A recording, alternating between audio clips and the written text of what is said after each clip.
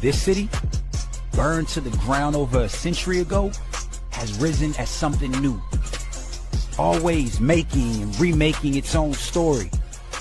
Built from the ground up, the spirit of battle is in our bones. Before he built the most dominant team to ever play in the Southwestern Athletic Conference, W.C. Gordon created a timeless symbol. 6 lines, 3 bold letters, a hand-drawn sketch on the back of a napkin thrust into history. As bold as our city and as mighty as the river that shapes our state, the block insignia is inextricable from our storied legacy. A red accent for the ages. We wear it to remember our legends and to celebrate the fierceness of our survival story. His team won 28 straight SWAC games and captured 8 SWAC championships in a single decade. No team has had an era more dominant. No team won as consistently as the MAC of the SWAC. The red of battle is in our bones, not just in contests with our most heated rivals, but for the martyrs of our yard and for the Jacksonians who marched against fear to topple Mississippi's tallest ghosts. The red was worn by our greatest teams and raised as the banner for JSU. For the champions on the diamond and the gridiron, on the courts and the lanes, blue and white will always be our true colors. Gordon Red is an accent for the ages.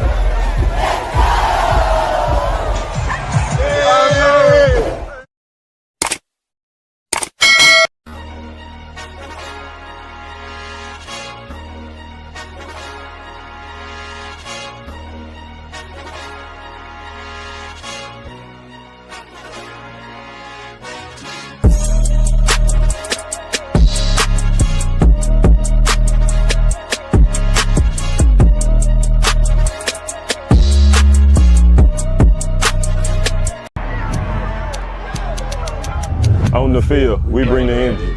Ready to go!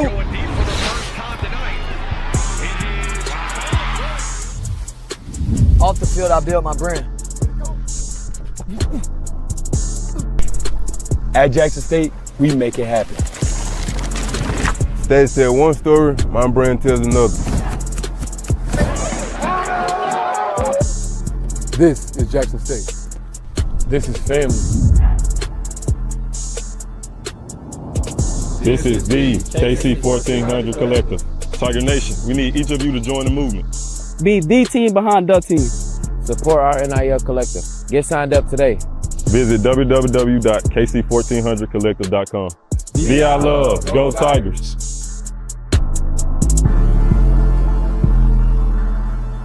We are trying to build a program for the next 10 to 12 years. It's not something that's overnight.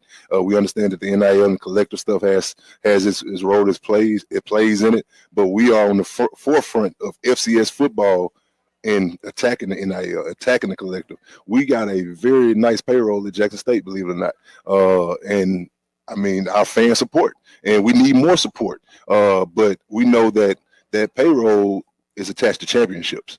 You know what I mean? So we're not out here trying to recruit kids based on money, but we also want them kids to know if you come to Jackson State and you end up benefiting from the collective, benefiting from an NIL deal, we expect a championship out of you.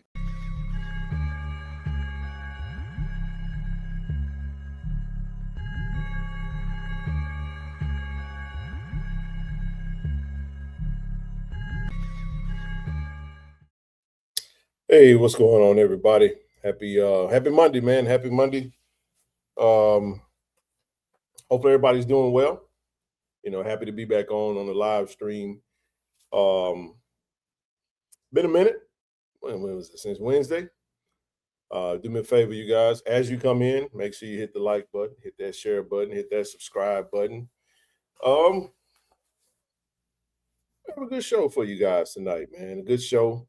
Very sobering show. Because tonight, you know, we definitely have to have a conversation about something that we never like to talk about. And that's, you know, anytime, you know, we have a fallen tiger, it just seems like this has been the year of, it's been a very tough year for the home team, I must say, especially with just, I don't have to go through all of it, but if it comes, you know, if I decide to speak to it as we go further, I will. But how's everybody doing, man? I hope everybody's doing well. I hope everybody's had a great weekend. Rocking that new T-shirt. This is the new T-shirt for this year's perks. So, you know, you'll get this T-shirt instead of the blue and white if you re-up for the next year. We're going to keep changing the merch every year or whatever. Shout out to my brother Rick Deuce, public figure. We just partnered with some merch. Pretty cool perk tees. So if you like them, sign up for 2026. Not for 2020, you know, unless I ran out of your size or whatever. But yeah, man. Like I said, definitely. I'm sitting here watching the opening to the stream. I'm watching the collective video that we had, and it's so. You know, it's just a tough day, man, because you get the news from we're gonna honor our beloved brother, brother Levi WYATT Jr. And this has been one heck of a 2026, man. It has, you know, from D. Corey Seed to T. Jones to Courtney Stringfellow to, man, my goodness, man. And now, you know, Levi. It's been a rough year, man, and I may be missing somebody. I'm just not trying to, you know, go through everybody. You know what I'm saying? But at the same time, don't make no mistakes, man. We all gotta. It's crazy that, you know, I've had this same thought process and same words, man, for multiple times this season, man, multiple times this year. And I say this season because the football season really just getting up on us. It's fall camp, you know what I mean? And it's just like, wow, you know what I mean? And I think we all were kind of taken back by the news. And So yeah, man, we will dedicate this show to Brother Levi and really this season. You know, I'm sure that our Tigers will be will do their level best to play in his honor. You know what I mean? Use the pain as motivation to keep pushing, go a little harder, all that good stuff. You know, it's a lot going on right now. The NCAA is going crazy. It's just, you know, this Judge Sweeney out of Colorado just dropped a nuke bomb in the middle of college athletics and gave everybody in the 2022 season that only played. And there's some specific things that's to that rule. I'm gonna touch on a little bit of that tonight. I've been knee deep into this thing since beginning of time, you know, since they initially dropped it, right? And really just interesting to see how this thing plays out. You got Nick Saban and them boys over there trying to pull Trump's arm to pass this Save College Sports Act. You know what I mean? And I get it. We want to get to football and all this good stuff.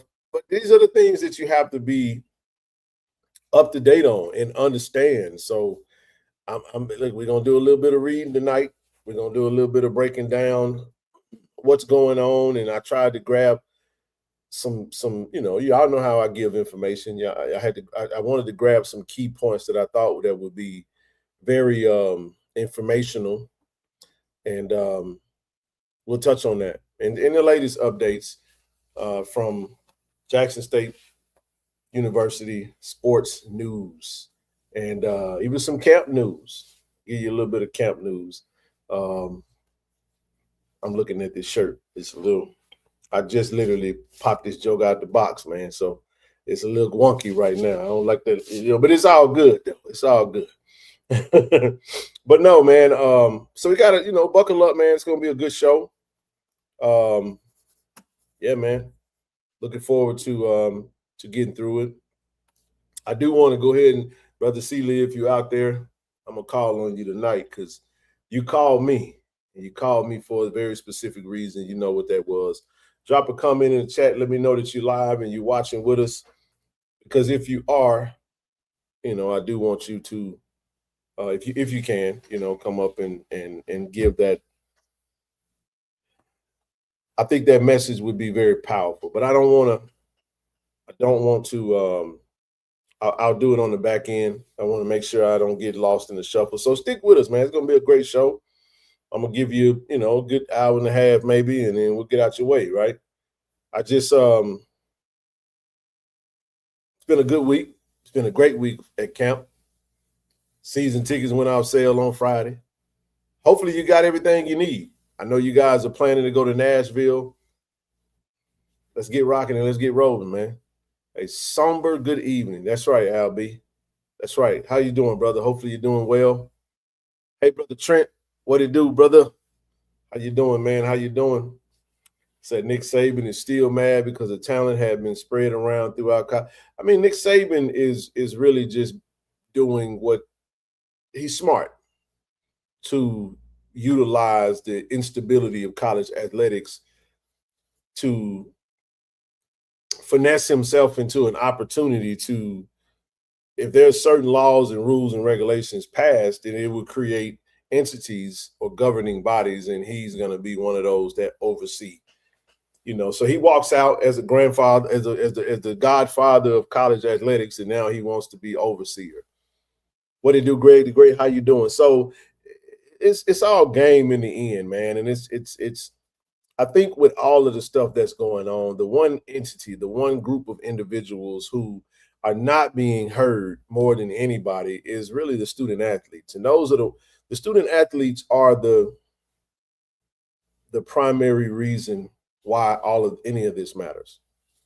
All right, great deal, Brother Seeley. We're going to have Brother Seeley join us later tonight because I wanted to make sure we nail home the message. Thought it was a very powerful message that you shared, and it really speaks to life and how things can be. You know, I want to say it's UGK got a song. Is that UGK? One day you're here and the next day you're gone. That's what it feels like. It feels that way, man. And I just listen. I don't know what you guys believe in or whatever, but whatever that may be, it really makes you take inventory on just what is real life, because it just seems like there's a lot of separating from physicality to spirituality. There's a lot of people transitioning from this realm to the next. You know, what I'm not gonna get into all that. Whatever you believe, just know we're gonna check out. We're gonna clock out one day and we ain't never coming back. That don't mean that don't mean that's the end for us. It just means that on this side, you know, that day is gonna come. If you keep living, you're gonna keep aging. You know what I mean? You're gonna keep whatever, right? So every day is an opportunity to be great, man. Don't take it for granted.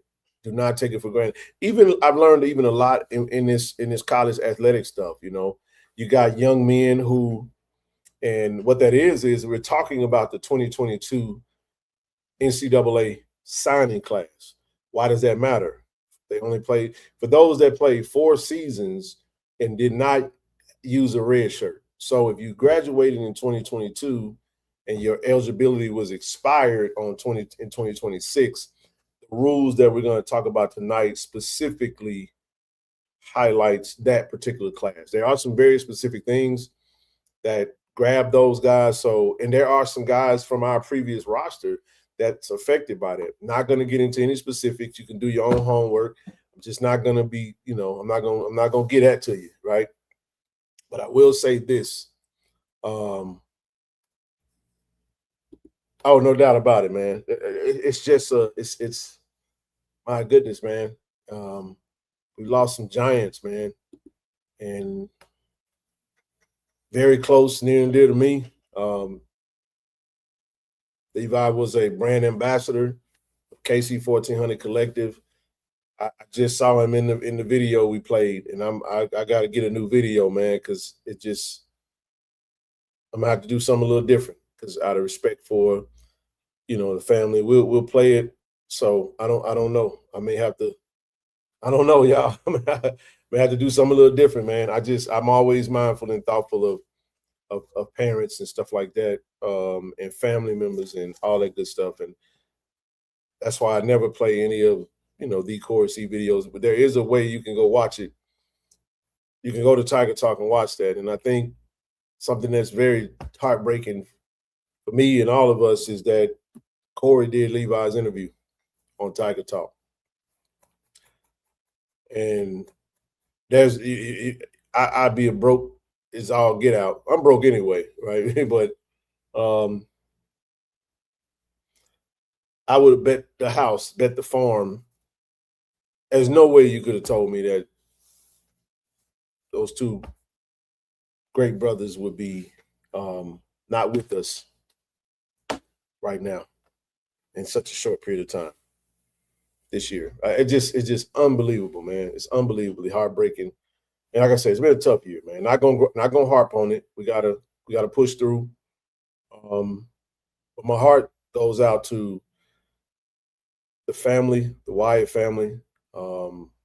Just want to send the ultimate condolences, and we'll go ahead and get started in the show, man. You know, we'll go ahead and get started in the show, man. I just shout out to the National Alumni Association for honoring Brother Levi Wyatt, and just was a very passionate athlete.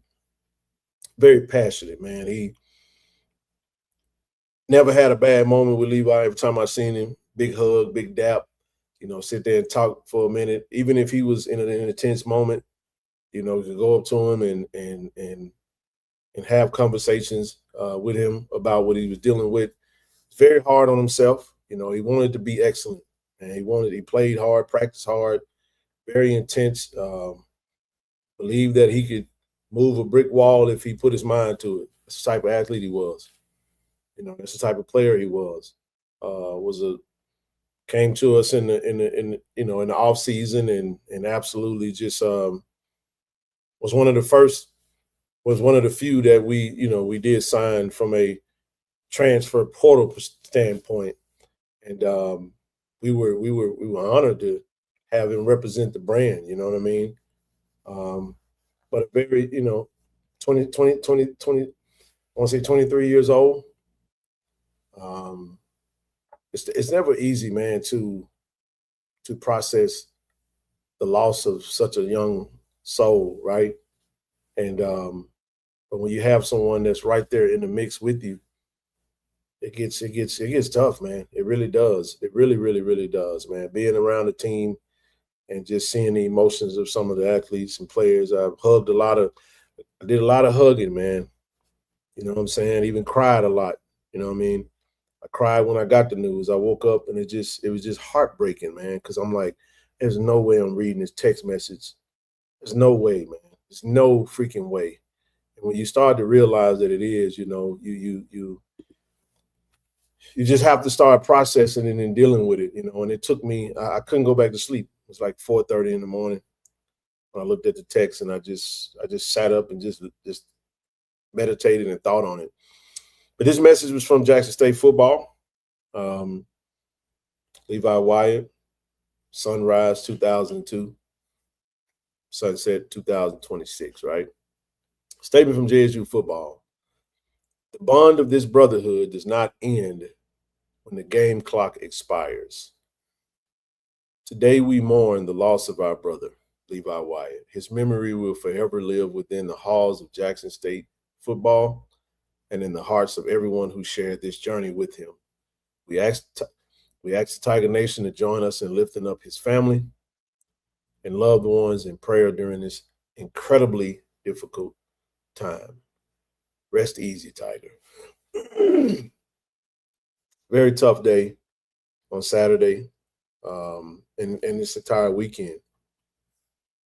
You know what I mean? That's right. You just never know. Like I said, we're not going to drag this out, but I feel absolutely compelled, and this is why. Levi WYATT was one of those he was a brand ambassador to KC-1400 Collective. He was one of our partners, man. We had a great working relationship. He was easy to deal with. He was easy to talk to. And we greatly appreciate him for being a part of this this thing that we have going on right here. So most times we will always allude to those who have had an impact on Tiger Nation, right? But this one is personal, not just because he was a Jackson State football player, but he was a part of this brand, and we supported Levi and many others and still are supporting those. And it's not about us. But the thing I want you guys to understand is that I am the one that draws up every agreement that is agreed upon from every athlete at Jackson State University. There is no athlete that's on that website that signs an NIL agreement with us that we don't have a personal, individual relationship with in some capacity. Every relationship is unique. Every relationship is different. No two are the same, yet in proxy, very close, very similar in framework, but the relationships are different, man. Everyone's story is different. Everyone comes from different backgrounds, and you learn them. It's not about no money. It's about, and like I said, I wish we could do more. Listen, man, I don't understand, man, being in a position that I loved Jack State football long before I ever started doing NIL deals. And sometimes it's tough to be around a team because you don't want to be looked at as the the guy who can give money. I mean, I get that, but here's what I'm saying. When you're in these spaces sometimes, and I'm just talking right now, I know what's in my heart, and I know what I wish we could do. You know what I mean? I wish we could take care of everybody. I really do, in somewhat capacity, but we're not in that position. We can be. We absolutely can be. But when you can't be in partnership with every athlete, like some of the other bigger schools are, then there's a select group that you are a part of. It does not mean that we don't love every single athlete. It just means that from the business perspective, we're not able to enter into an agreement with everyone. So when we select those, however we choose to do it, in collaboration with our partner that is the university, it's special. You build a special bond. I'm talking about me in particular, you know, and I know KT Dub has a whole different relationship with these athletes, and so does Kevin Dent, you know. So we just try to be the best we can be as stewards of this brand, but it allows you to have those conversations, and you allow you are available if they ever need you. You know what I'm saying? Where you can talk to them and put your arms around them and just kind of watch them grow, watch them matriculate throughout the program. Be there as a, you know, as a cheerleader and a mentor. You know what I'm saying? And just a support system. And it's cool to have something that everyone wants to be a part of, but it's tough when you sit in this seat and you can't allow everyone to be in it. So I'm not trying to make that about that thing. I'm just saying that when you seat us in partnership with an athlete, you know that there is a relationship that's there, and you build that relationship, and you know what I mean? And it's cool as hell, you know what I mean? But this is the first time this has ever happened to us. And there is really no frame of reference or like there is no how to handle. You just kind of got to live it and deal with it accordingly. So it's very tough, man. It's very tough, man. And my heart goes out.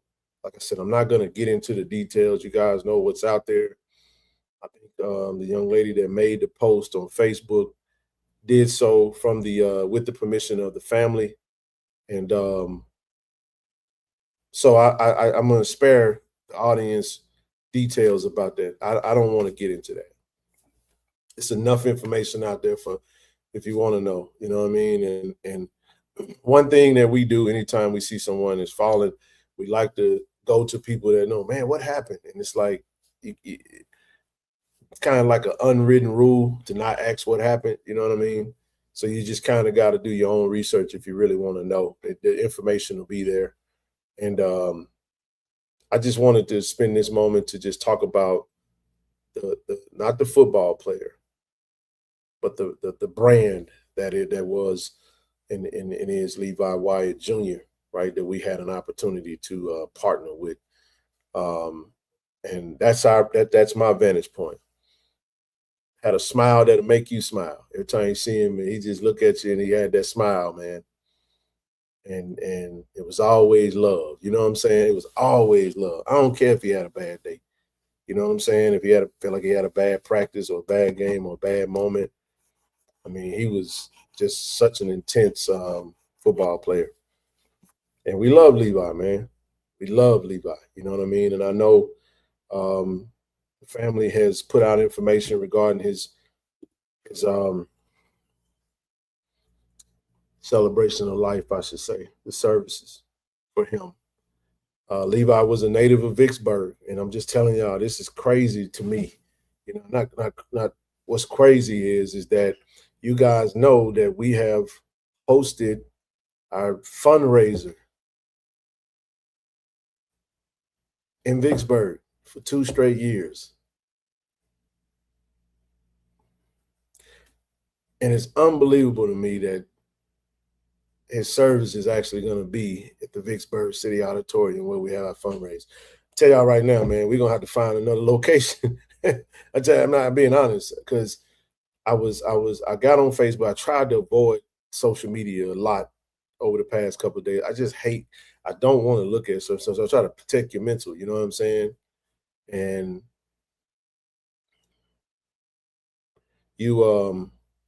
but while on the internet yesterday, man, I saw and shout out to, you know, Jeremiah, Marcus Rogers, Coach Marcus Rogers, shout out to Coach and Kamari Rogers. And I say that specifically for this reason. I saw a photo, and I have that photo. Well, I don't have it, but it was out there. on Coach Marcus, Ron Marcus's Kamari's father, Marcus Rogers, Coach Rogers. They were all at the fundraiser. They were all at the event in Vicksburg. The first one that we did, the inaugural, right? We just had the second annual, but the inaugural, you had a photo of Jeremiah, Marcus, Kamari, and Levi. They sitting at the table, and we're in there, and this is just this past January, right? And so here we are, Sunday, 2 p.m. Family put that out there, made it available to share. So if you would like to pay homage to Levi this Sunday, 2 p.m., August the 9th, Vicksburg City Auditorium. Public visitation will be Saturday, August the 8th at 1 p.m. Family will be present from 4 p.m. until it'll be at, it's being entrusted by Lakeview Funeral Home. I'm assuming that's Vicksburg, Mississippi. It says, we know our beloved son was loved by many. We respectfully ask no t-shirts made. And it's just unbelievable, man. You know, celebration of life will be August the 9th, 2026. So I'm going to stop right there because I feel myself getting emotional, but we love Levi, bro. We love them, and we, you know, it's hard to process, man, that such a beautiful life, man, has come to its end so unexpectedly. And it has absolutely affected a lot of us. So rest in peace, good brother. Rest in peace. All right. I know I got to move on because we're going to get to it. Yeah, that's tough. That's tough, man. It's just been like that. You know what I'm saying? It's been like that. And you just got to keep pushing. So my heart goes out to his family, teammates, and dear friends, right? It's just one of those things, man. And I was telling KT Dub that when things like this happen, bro, you have to, I don't try to lean to my own understanding, you know, and I go to I go to the good Lord, man. I say, God, you know, you pray for what you need to be able to deal with what he does, man. And he's all, oh yes, indeed. He's almighty, man, and he is in full total control. There's nothing that happens that he doesn't do and that he doesn't have his hand on. Good, bad, indifferent, how you feel about it, how you think about it, it's all in his hands and it's all his doing. And we keep living, right? There's going to come a day where somebody going to be talking about your exit, right? And all you can do is try to live a life that leaves a legacy and make an impact on those that you are in their company while you yet live it, man.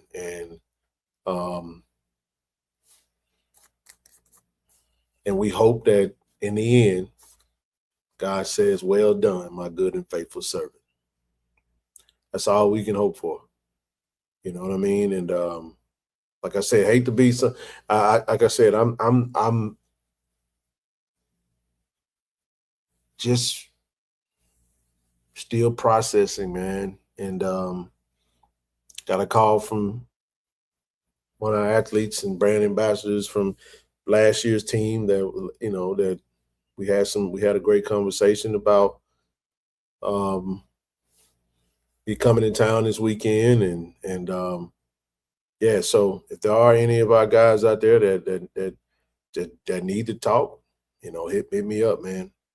And I know that Coach TC and Coach O and Jackson State football will be the coaches and players and whatnot will be available for those as well. You know what I mean? So So yeah, I'll pause right there on that, and I want to make and I want to come back to it on the back end of the show, because Brother C. Lee gave me a call, and just what he had to share in relation to Brother Levi WYATT was, I thought, very impactful. So I wanted to invite him up. I can't do a whole show on this, man, because I wouldn't be able to get through it, right? So I just wanted to. Now, one of the things I didn't do, we always get most of our ambassadors, if not all of them, to promote the shows. Many of them, they might have thought, well, he didn't send me nothing to post. There was no way I was going to ask them to make that post today. That's why I posted literally right before, an hour before the show. I just put it out there myself. I didn't want to put that on anyone to have to share that socially, because we don't want anyone to think that we're trying to use this situation for views. And we're going to get the same views we always get, man. You know what I mean? Some shows be 500, 600, 700, 800, depending on who up here. Some shows be 200. We're going to continue to do what we do. It's Monday night. And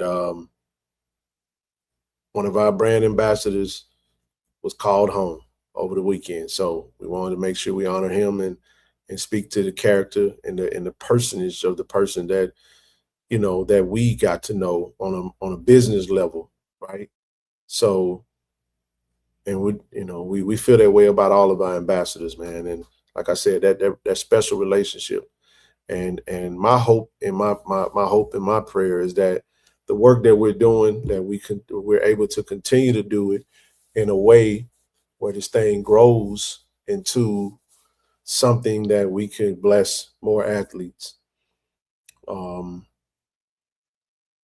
That's what it's all about for me, and KT Dub and Kevin Dent. KD been supporting these young men, I infinitum, right, for a long time, in his own way. And we're thankful that, he's a part of this thing, and doing this thing with KT Dub and I. So we're gonna keep it going. We're gonna keep doing what we can. And yeah, there's that. So again, rest in peace to our fallen brother. We love you. We appreciate the time we spent together and Godspeed, right? So we're gonna keep it moving. Listen, man, it's just certain things I'm just gonna avoid tonight. Y'all know what's out there when it comes to the collective. I don't feel like really promoting. I would be like, yeah, now back to that, donate. I just can't. I don't have it in my spirit to do it, man. Y'all know what's out there. Y'all know what we do. We love for you to support it, because we're able to support these student athletes in the best possible way that we possibly can. I will say this, man. Let's jump into some news. Man. I'm gonna change gears real quick. The boom has spoken. And the introduction of the 2026-27 edition of the Jack State University Sonic Boom of the South, the merge. It's going to be August 8th. The doors are going to open at 2 p.m. and the merge is going to happen at 4 p.m. So go to the Sonic Boom of the South social media page, and they got a link out there. Y'all know how they get down, man. Y'all know what's finna happen. I ain't heard nothing from the Boom or anything. It's almost like they've been operating in silence as well, right? And we just know that the Boom is going to do what the Boom do. So I'm excited to see what this year's 2026-2027 version of the Sonic Boom of the South is going to look like as we get prepared to go up to. Hey, I love it, man. I think this is kind of the year. This is the year of we ain't saying a whole lot of nothing. I love the moving in silence. I think sometimes we be a little too nosy, if I'm being real. It's good to not know some stuff sometimes, right? I have no issue with that. I cannot wait. But this is what we know. One thing we can be rested assured of is that the boom is going to come with it, like they always do. Shout out to Dr. Little, Dr. Johnson, and everybody that's over there doing their thing with the boom, right? We expect greatness because all they give us is greatness, right? That's right. So, with that being said, man, the mystery. That's right, man. That's right. Hey, no doubt about it, Miss Penny. No doubt about it. All right, man. Let's see what else I got for you guys tonight, man. What else is out there? Hey, listen. I want to come back. I want to come back to this. I do want to come back to this. It is August the 3rd. Listen, family. I need you guys to click that link. We're expecting 1,000 people out there, man. I need you guys to click that link. Couple of key things to make note of about this Country Boy experience with Cathead. Cathead has made some changes with their organization. So I'll get to that at a later time. Just know that we're probably going to move our mixers. Our Friday night mixers probably won't be at Cathead because they're having some organizational changes, which is probably going to close down their bar operations. This event at Cathead could very well be outside of their Cathead Jam or, a big concert. You're probably not going to be able to go to Cathead and sit at the bar. I don't know, but that's what we've been told at the moment. So the person that ran that part of their business is no longer with the organization. So it changes things for us. It's such a security to know you can count on something that's going to deliver every time. It really is, Dr. Marsh. What's up, brother? What's up, brother Freeman? I absolutely, that's what we know. That's what excellence is when you don't even know what they're going to do next. You just know it's going to be great. That's a sustained level of excellence, right? And that's why I could go out there and tell them folks up there in Tennessee State that the boom going to kick the Aristocrats a band in the teeth. And I feel confident in that without even having to worry. Now, see, that coach, though, that's a whole different ball game. See, he come back talking about, I don't know how it's going to go. But I know we ain't that all that other stuff. You just talking. You just urinating in the air, hoping you don't get wet. That's what you doing. You just pissing in the air, hoping not to get wet, right? He hoping some sticks. See, but when it comes to the boom, it's tried, ready, and true, right? But I wanted to make sure I come back to this. Hey, listen, VIP experience is going to be very important because I want to make sure we reiterate, this is an outside event. So be prepared, as it says on the website. Be prepared to be outside. It's going to be a great time. Y'all know how the Country Boy thing go down. Make sure you purchase that you need if you're going to need that, right? Purchase that tailgate package if you want to come there and have that tailgate vibe going on with your tents and lawn chairs and all that. VIP access will be limited. The inside of the venue will be limited to VIP access only for this particular venue. We're not trying to overwhelm. Like I said, they made some changes, so they're having to make some special, adjustments to host this event for us, and we're gonna get this thing out of it, and we're gonna regroup and go from there. But I wanted to say that because I want folks to understand what comes with that VIP experience, man. That's the ultimate package, right? So get your VIP tickets. If you can't get VIP, get general admission. It's cool. But I just want you to understand whatever's available, right? Grab it because it's going to be a great time, man. It's going to be a great time. We're talking about live music in the Country Boy experience with live music. Come on, man. It's finna go down. Now, here's what I mean by that. We got the Live in the Flesh band that's coming in this thing. Live in the Flesh experience band.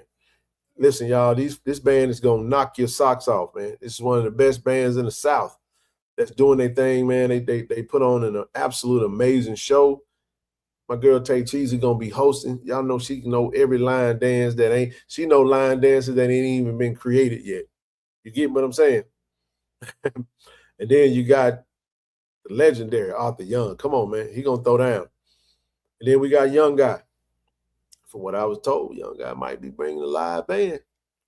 This thing heating up right now, man. He want to put on. I was told he giving everything he got because he want to put on for the home team. So be in the place, man. We're gonna have a great time, and I just want to make sure you guys get your tickets. So go to thecountryboyexperience.com. Make sure you get your tickets.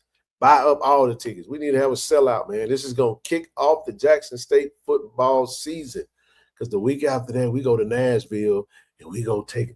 We get to go. Activate domination. All right. This is gonna kick everything off, man. So we're gonna have a great time. We're trying to turn this thing into a The Country Boy block party, y'all. I'm just leave that. That's all I'm gonna give y'all on that. Just know. Listen, man, shout out to Coach O.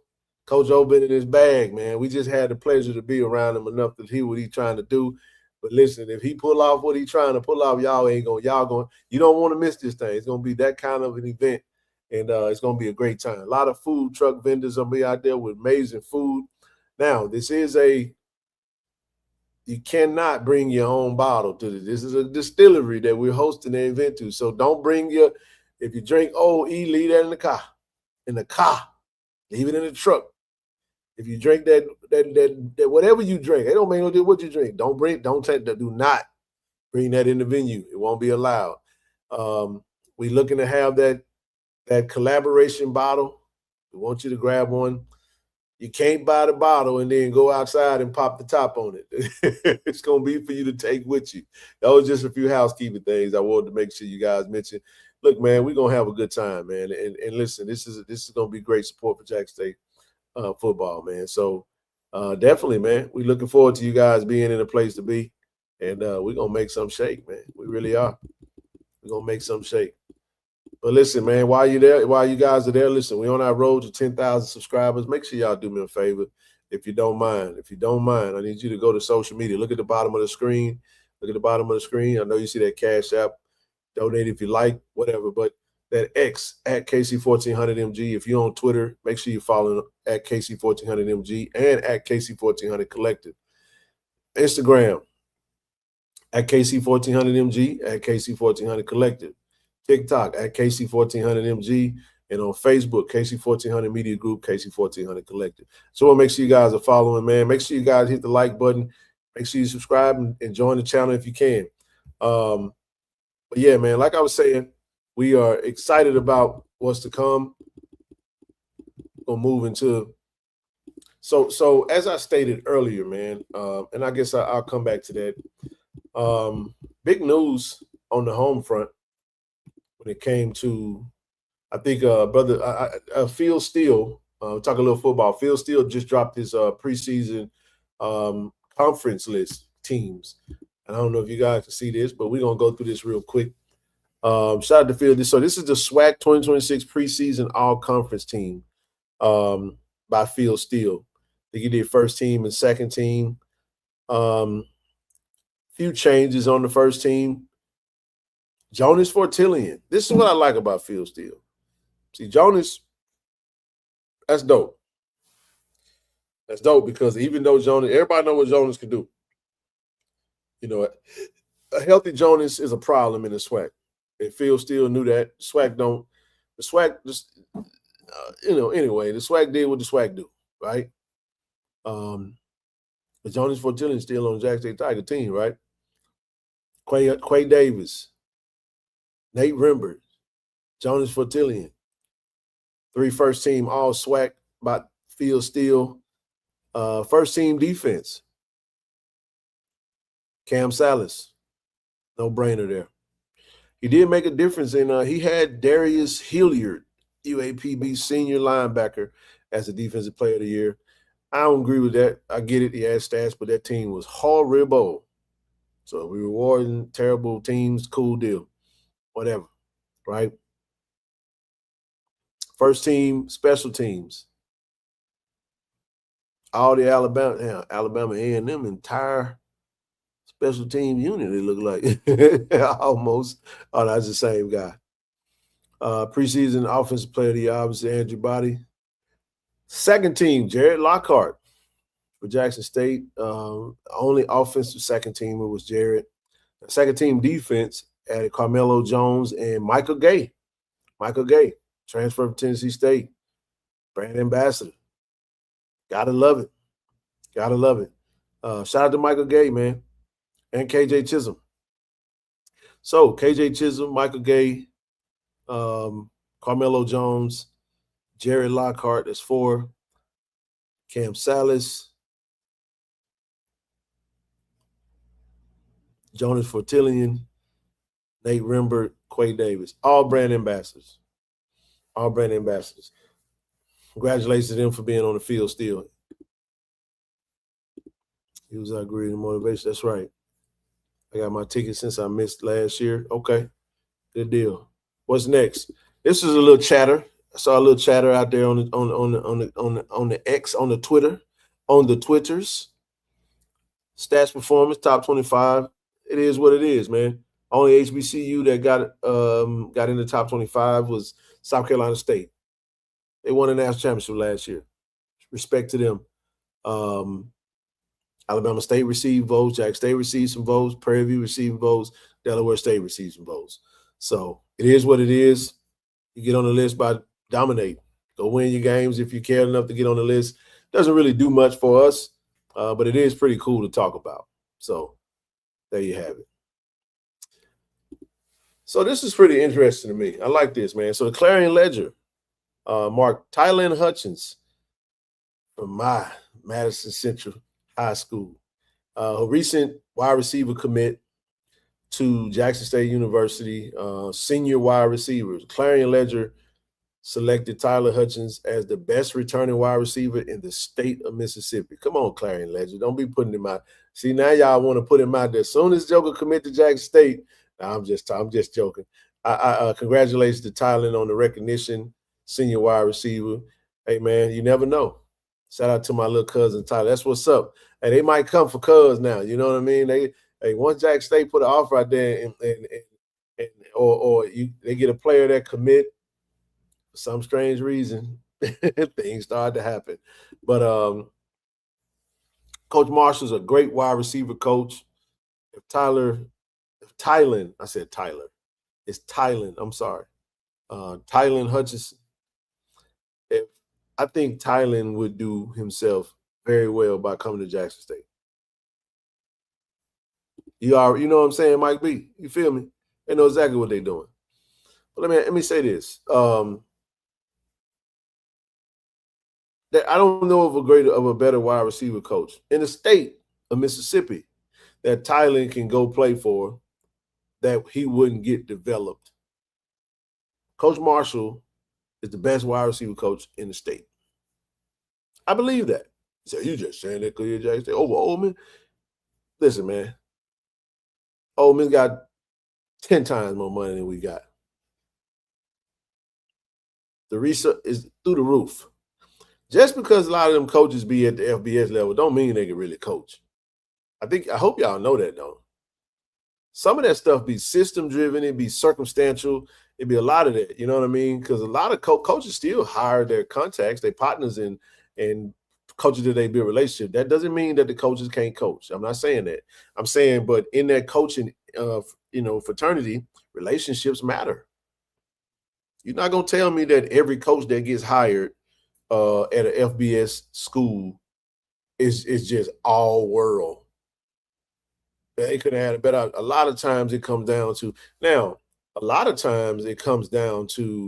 relationships. They do, and relationship plus pedigree. Because like I said, we're not being disrespectful to the pedigree and the resume of coaches. We're not doing that. But what I am saying is what I gauge coaching ability from is your ability to adapt and coach when you don't have everything at your leisure. A lot of coaches, if you cripple them and you tie one hand behind their back and you limit the resources, those coaches will become exposed, because at the lower levels, it's not about the money. It's really about the love and the passion of the game. You follow what I'm saying, Mike B? You know what it is. Those are just the facts. like I said, not knocking anyone. I ain't even gonna knock the hustle. I get it, man. And see, this goes into that conversation that was had when you talk to some of these that people made. A lot of people like, Ryan Clark got fired from. Well, that's what I said. I mentioned system. I did mention system. That was the first word I said. The system and the, the circumstances and all of that. All that stuff matters, right? But Ryan Clark got fired from ESPN. And one of the things he made a comment on, he was talking to one of those guys, that was sitting on the panel, and he was talking about, you meant our system. Okay. Anyway, he was talking about that particular individual having not played the game. You got a lot of guys, you got a lot of dudes that's running organizations in very prominent roles that never really put skin in the game from a game standpoint. And it doesn't really matter because it might be the son or the nephew or the cousin or the daughter of said billionaire or owner or whomever, whatever, however. And I don't even get mad at them for putting their people in position. We just got to stop acting like we're in competition with everybody. And we every community is pro-community. But we just have a hard time because of the historical things and things that we've been through as a community, staying unified and just, it's almost like we have to put each other through the ringer in some instances. You see that. You absolutely see it. So I'm a fan of nepotism. Whatever, you know what I'm saying? If you put your people on, man, if you can, I ain't got no problem with that because everybody else doing it, but just make sure they can do the job though. Don't be like Trump hiring people that ain't got no business in certain roles, like that dude FKJ, whatever his dude name is, Robert K. Jr., whatever that dude name, with the raspy, cocaine, cracked out voice. And he over there talking about infectious disease, dude. I don't even want to listen. When you talk, my ear feel like it's about to start bleeding. I feel like I'm about to catch an infectious disease in my ear listening to that dude talk. That man has no business being in the role that he's in. No business. None whatsoever. Yet here we are. You know what I'm saying? Hiring people to be over the Department of Education and roles that ain't got no education background. Just don't even care. Don't matter. Ain't nobody care. Just gonna put who they want to put there. And we gotta adjust. They ain't gotta adjust. We gotta adjust to them. It's unbelievable stuff you see. Now I say that to say this. I'm still talking. I ain't lost my point. What I'm saying is that Tylen Hutchins couldn't have picked a better school to commit to. Go play for Coach Marshall. He is going to develop you. You will have an opportunity to play. If you can do the dang on thing, you can get on the field at Jackson State. Jackson State play freshmen. Listen, y'all, you may see a freshman start in Nashville. I'm not gonna say where, when, or what position. And you're gonna find out why in a minute, right? But I'm just telling you, it's highly possible. Go where you can play, especially with this new 5-year rule. You don't have to waste any time. But I can tell you right now, man, you know, if you're not, because right now you don't have any stars. This is what's crazy. Tylen Hutchins is the best wide receiver in the state of Mississippi, and he don't have no stars. Commits to Jackson State. Them stars coming, and when they do, you know, shout out to Mike Espy. Just don't decommit. I just leave it at that. I know how the game go. But congratulations to Tylen. But that ain't the only football news we had today. You know, I'm just trying to pick it back up because I definitely had to regroup from the way we started the show. Big news, man, in Jackson State football. I'm telling you guys, man, this is listen, let me tell you something, man. I'm gonna tell you guys something, man. I am ecstatic about this next commitment. We're gonna talk. I'm gonna, you know what? I wasn't gonna do this, but I am gonna do it now. I really am. Y'all give me just a second. I got something to do, man. I'm gonna make sure we pull it up because I usually don't do this, man. But anyway, let's go and get it. Let's go and get down with it then. How about we go and get down with it then, family? What y'all think? What y'all think? All right, so here's what we're gonna do. Next up, man. Let me tell y'all something, man. We want to welcome Hudson Humble to the Jackson State Tiger family. OMG, y'all. Listen, man, I'm a big fan of this kid, and I got to be honest. I'm going to tell on myself. I'm going to tell on myself. Yes, indeed, I am. I am going to tell it. I did not think we would get him. I remember when we first offered him, and I said to myself, man, this kid can spin that thing, bro. Spin that. You know what I'm saying? He can spin it, man. And I'm talking about with laser-like precision. I'm going to tell you right now, if this kid was 6'3", we wouldn't have a snowball's chance in the middle of Jackson, Mississippi last week because it was hot as cow urine last week. Shout out to Coach Rip Kirk. Let me tell y'all something. We always talking about Texas football, right? You know how hard it is to get a top 10 Texas 6A quarterback?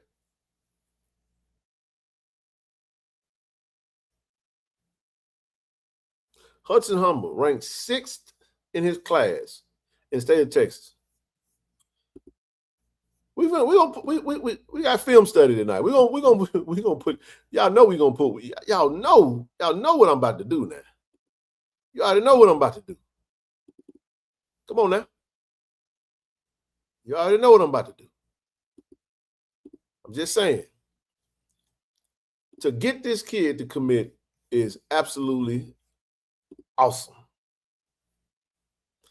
6 foot. Now, let me tell you who he put me in the mind frame of when I watch this kid. I'm not exaggerating when I say this because I live in Austin, Texas. Okay?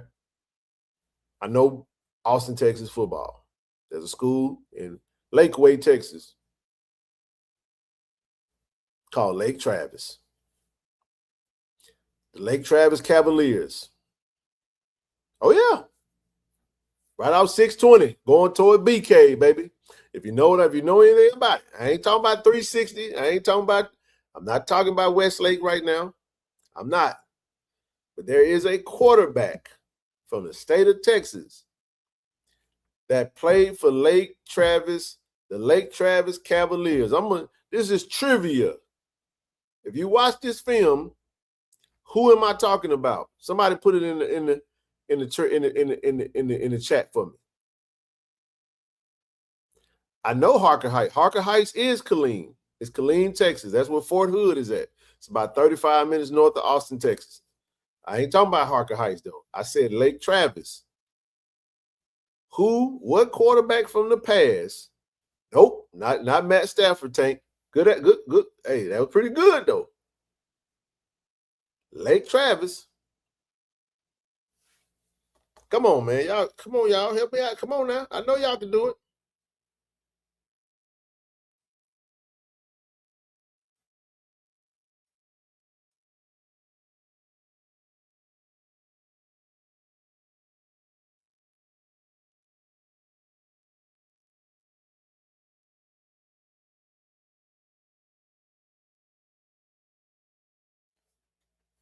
There it is. Boom shakalaka.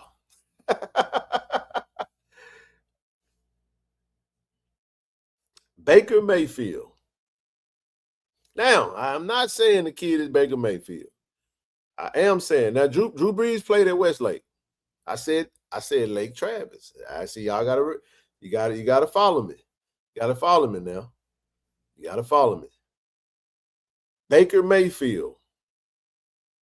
The knock on Baker Mayfield in high school was he was a short quarterback. 6 feet. He's 6'1". Baker went. I don't even think he was recruited like talking about it. Let me pull up Baker real quick. Baker went JUCO. I'm almost positive he went JUCO. But Unbelievable. So wait a minute. Now he was offered scholarships by Washington State, Rice, New Mexico, Florida Atlantic, right? But he went to Texas Tech. He went to Texas Tech. Hold on. It was something else. It's something I'm missing here. Yep. So he was a walk-on.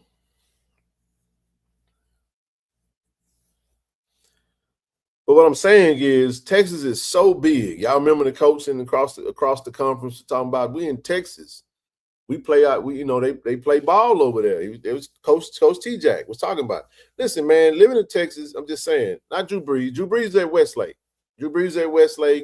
Who else played for Westlake, man? Nick Foles played for Westlake. It's a whole lot of kids. Garrett Gilbert played over there at Lake Travis. There's a ton of guys that play ball coming out of there. But this young man, it plays at Harker Heights High School. 2027 quarterback, class of 2027, 6A football. Texas 6A football.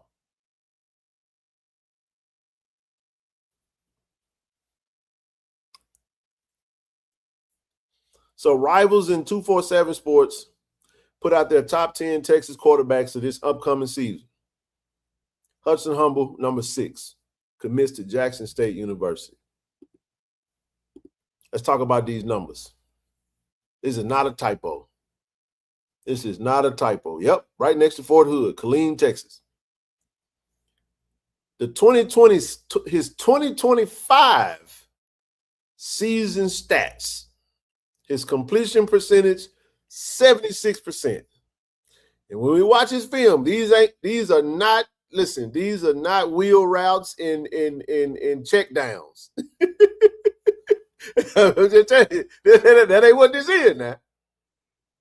You got over 1,000 high schools in Texas, and he number 6. Shout out to our coaches. I told y'all, it ain't no coach in the SWAC that could. Nobody in the SWAC out recruits Jackson State in high school. I would even go visit to say HBCU football. I was thinking that too, Tank, but that's another conversation for another day. We will come back to that. I'm gonna make sure Coach Marshall know you know how we get down, big dog. So as a junior, so his 2025 season as a junior. At 300, he had 3,478 passing yards, 36 touchdowns. Listen, y'all, his career stats, the man is passing. I don't give a damn if you playing Madden or college football on PS5. It is hard to have 78% completion percentage. For his career, the man is damn near 80% passing. I'm trying to tell you, 66,000 plus yards. I'm telling you, if you look at Baker Mayfield's stats when he left, y'all think I'm just talking crazy. I ain't just making up nothing now. I'm just telling you what I know now. I'm telling you what I know. Baker Mayfield, coming out of Austin, Texas, Lake Travis High School, he was 5'10". 5'10". You better tell it, Will Wallace. 5'10". Baker Mayfield was. They got him listed at 6'1" in the pros, but that might be with cleats on. I'm gonna tell you that. Body has some crazy numbers too, but that they gotta talk about him over there on their show. But anyway, I'm gonna go to some of his stats though. Hold on just a second. I'm talking about his time at Lake Travis. So he came out of Lake Travis. He led Lake Travis to 25-1. At the time, they were 4A. 4A. Baker Mayfield's high school career total stats: 6,255 passing yards, 67 touchdowns. This young man, if he stops playing football right now, has better stats in Texas football than Baker Mayfield right now, and he get a whole nother season. So, with that being said, he's on the track. He's on a trajectory to potentially eclipse 10,000 passing yards in his career. That means he probably started as a sophomore, maybe played some as a true freshman. But I'm just telling y'all, he was the District 12 6A MVP this past season. They won district champs and play for the Harker Heights Knights. These are his rankings. Texas quarterback. Texas 6A quarterback ranking. Number 6 in the state of Texas. Texas completion percentage rank. Number 2. He is the number 2 completion percentage ranked quarterback in the entire state of Texas. Texas quarterback overall ranking, number 20. Dog, that's 20. How many FBS schools in Texas? Several. And I do mean a lot. National quarterback ranking, 91. Texas Region 12 6A ranking, number 1 in the state. Number 1. First team all-district quarterback. Somebody said, Ken, y'all love overhyping these guys, man. Y'all just love overhyping these guys, man. Y'all just love overhyping them, man. I know. I know we do. So now we go to film study. One of my favorite parts of the show. Let's talk a little football. Are you ready for some football? Check him out, y'all. All right. There you have it. Hudson Humble. The stats don't lie. We're going to watch a little football tonight. If y'all don't mind. It ain't but an 8 minute. It ain't but an 8-minute clip. I said, think about Baker Mayfield when you watch this young man. Same height, same body type, same deadly arm. Just check him out. That's my player comp. Sideways, bam, spin that thing. What you got for me? Look at that. Accuracy. Boy, accurate as all get out, man. Look at that. Let that thing go. Bam. Threading the needle, man. Hold on, we got. Look at that. Throw it to where only your wide receiver can catch it. Takes a pass. Oh, that was beautiful. Good catch. They got a wide receiver out there. Coach Marshall, if you watching, man, go get number 2. Throwing across the field. Play action pass on the defender. Put it to where only his wide receiver can get it. This is nuts, man. This is good. This is good film right here, man. Look at it. Bang. Right before you go out of bounds. I like the offense too. Look at that. Beautiful. No underthrows. And I know this is a highlight tape. Look at that. Pump fake. Throw it over the defender. Man, you can't. Listen, you can't. This is good stuff. Drop the ball. Let me take off.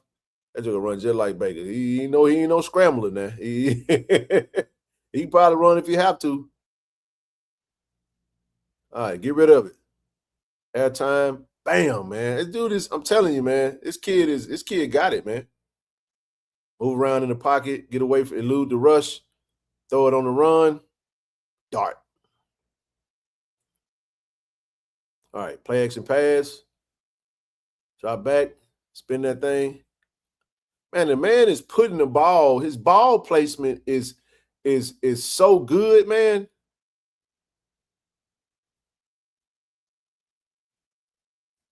Wow, that's a heck of an offensive set. Look at that. Bam. I might not should have said nothing, huh? Hell, now they might come for it. We ain't scared, man. It don't make no difference. Coach Rip went out there and recruited this kid, man. Don't come for him now. Jack State got him. Look at that. That was great footage right there. That was great footage. Ball placement is amazing, man. Bam. Off one leg. Yeah, I like this kid. Matter of fact, so what we're watching there? We're watching Hudson Humble, just committed to Jackson State. Want to say 3-star. I mean, he posted that, he put that on his Twitter. But hey, I was thinking the same thing, Blue. Hey, we gotta go get number 2, dog. Number 2, look at that joker is good. Hey, Coach Marshall got to go get him. We hope we get a pay. He might be a damn 3, 4, 5-star. Ain't no telling. Probably committed to Baylor or some shit. Yeah, ain't no telling, man. Look at that joker, man. He got some targets, man, but this kid can go, man. I like him. I like him a lot. Ooh, that was a good play call. Get out of there. Texas football, man. That's what we do. I think he's about 6 feet. But he can spin it though.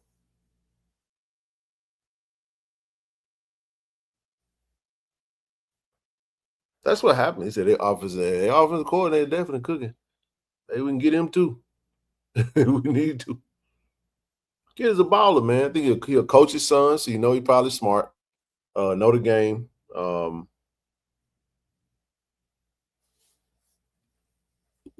Nope, don't hold the ball. Once he pick his spot, he throw it to the right spots, man. I mean, you could tell this kid. So I say that to say this. I remember when we first offered him. I've seen this film, and I say months and months ago. Whenever we offered him, I went and watched this film. I was like, God dang. In my mind, I was like, man, I doubt if we get him, but that was a great, like, I like the fact that we went and offered him and all that type of stuff. This is why you offer the kids that you want.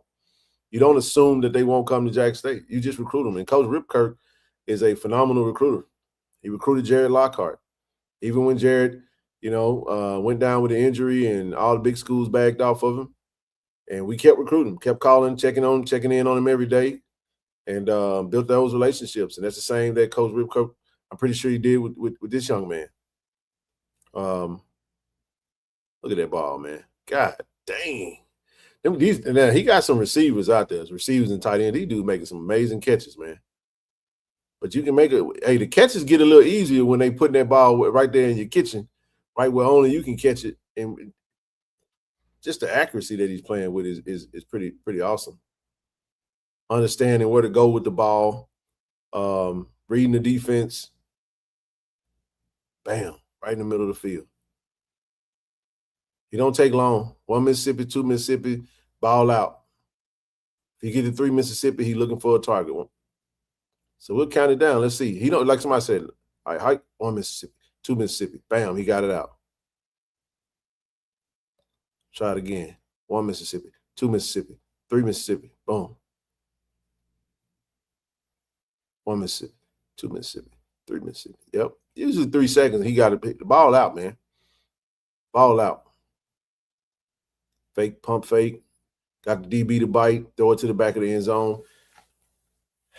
I know Avis don't like them fade routes. Avis, he probably could throw a good fade route. What you think, bro? Avis don't like them fade routes, especially not in the end zone. I mean, in the red zone. My bad. In the red zone. Them red zone fade routes to drive Avis nuts. Shout out to my brother Avis, man. If you out there, man, let me know you watching, dog.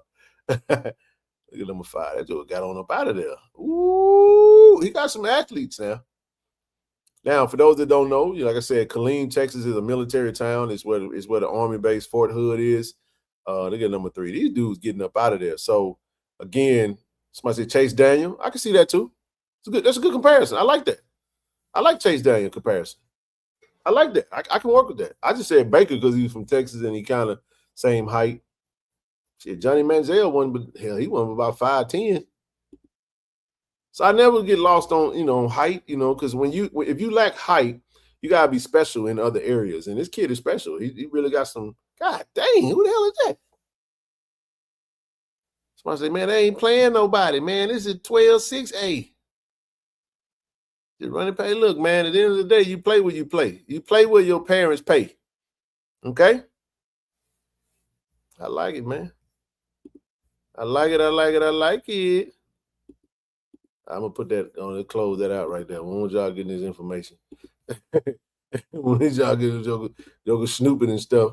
But nah, man, shout out to Coach Rip Kirk, JSU Tigers, man. Happy to bring got us a new quarterback, man. Hudson Humble, man. What said I'm a Jackson State Tiger now, baby. Hey, man, listen. Hey, how about that film, man? How about that film? That's some good film right there, man. That's some good film right there, man. I like it. Welcome to Tiger Nation, Hudson. Excited to have him. I think he's gonna matriculate well. Man. So anyway, I'm gonna jump real quick into this NCAA ruling real quick, and we'll touch on that, and then we'll get Brother Sealy up, and then we'll get out of your way. So it's Charlie Baker, president of NCAA. He basically, so what happened is the NCAA is trying to pass this sports act, right? But here's the thing. So Judge Sweeney, Colorado, passes a bill. Blue, I know you're out there. This is good stuff, man. Feel free to drop anything in the chat, but I was kind of following along, talking to my lawyer and everything, and just making sure that we understood fully what's being talked about. Okay, so here's the reality of this whole thing, right? When it comes to the bill, and I'll come back to that. So tonight's session, really. So I'll come back to that too. All right. So here's what happened.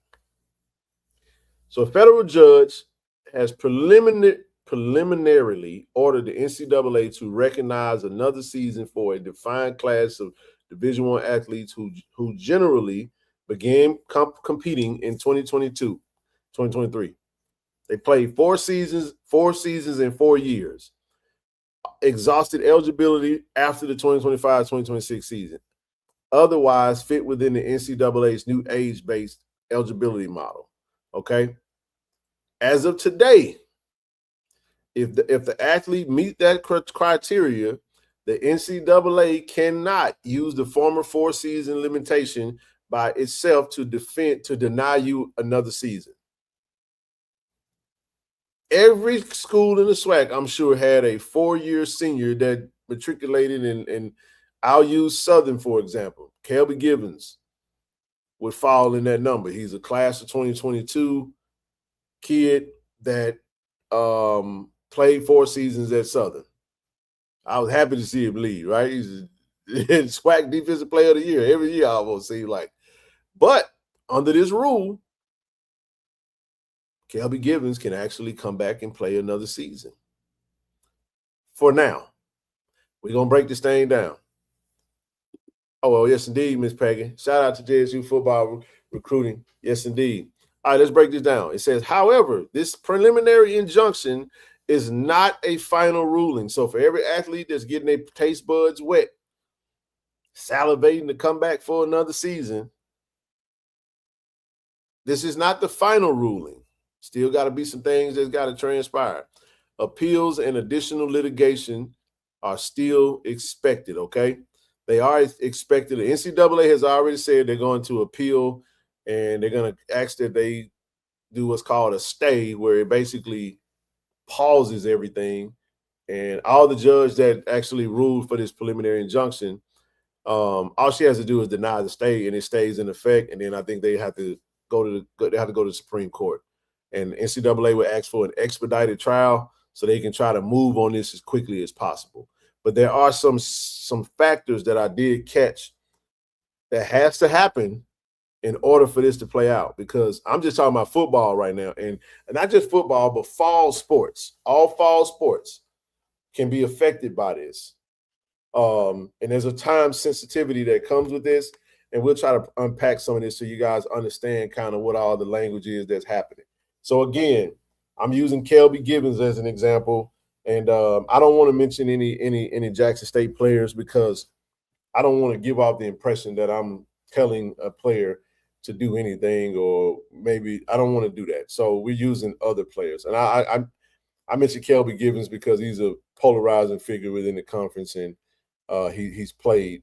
So again, if you graduated high school in 2022, did not redshirt, did not get a medical red shirt, none of that. You played 4 seasons and your eligibility was expired, or if you fell under the age-based model and you only played 4 years. This applies to you, and there's some information out there that you might want to be interested in to see if you can get another year. All right, one important point, this ruling is separate. It is separate from several other eligibility injunctions, because there are some players from those years that are putting individual lawsuits in play, and they like the hell with what this lumped in version of this thing. I'm gonna go and try to sue the NCAA myself, right? So it says that it's separate from all of them, the other injunctions that's been issued around the country. Some earlier cases involve specifically named plaintiffs, and in at least some of those cases, the relief included additional benefits, such as a special transfer portal window. I think they're doing that in Tennessee right now for those athletes. All right, this is what's important, though.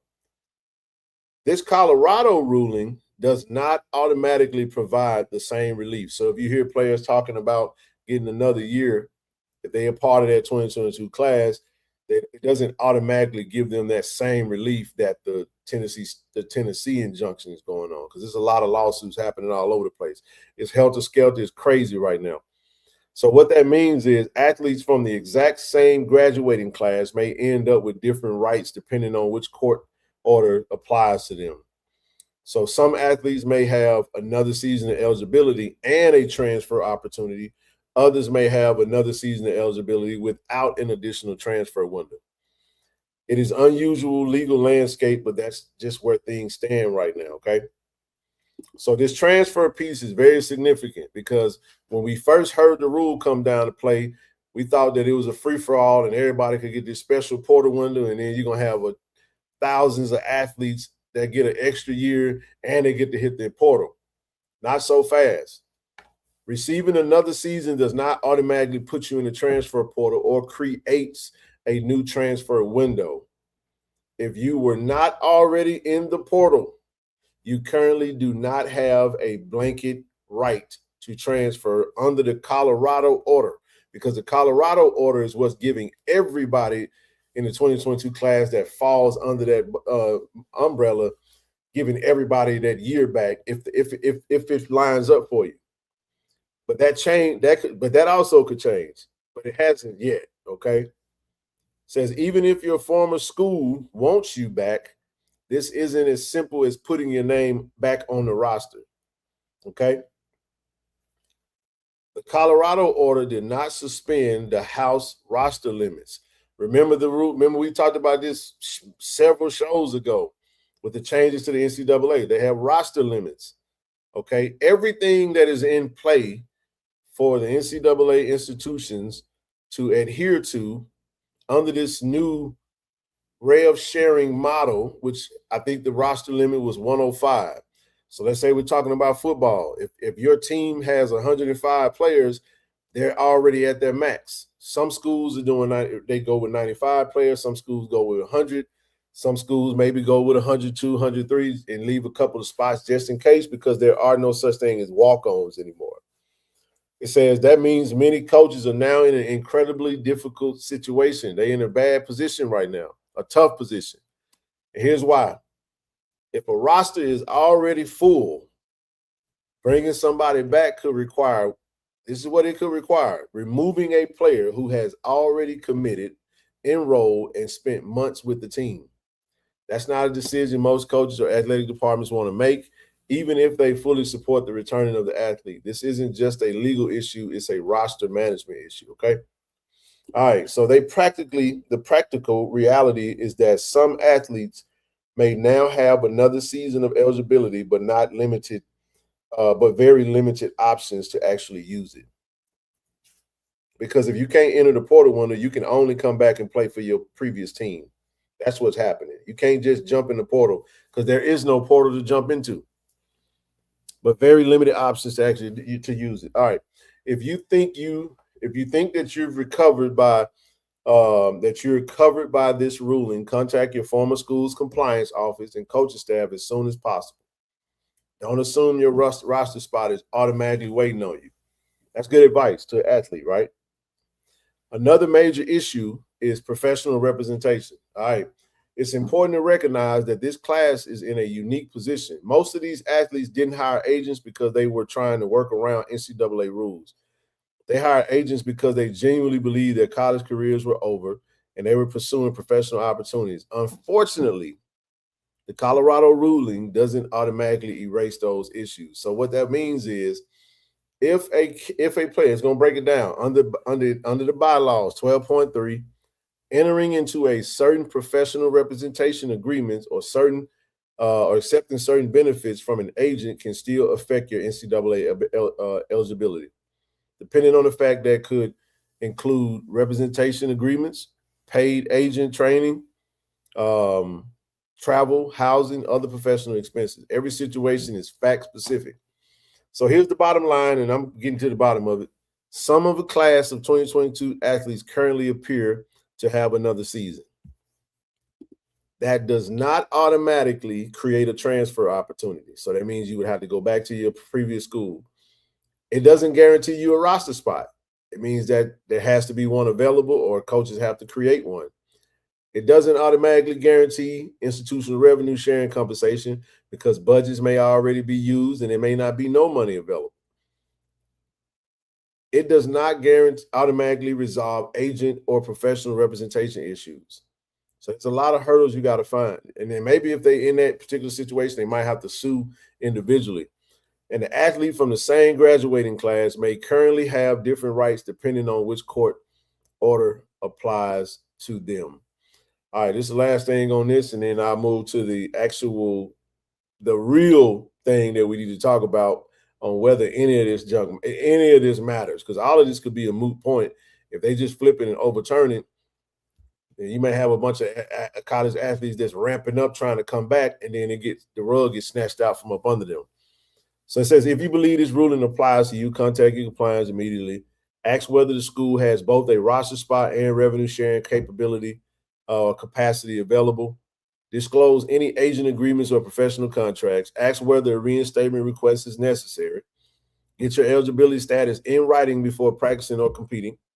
This ruling is significant, but it's only one piece of a much larger eligibility puzzle.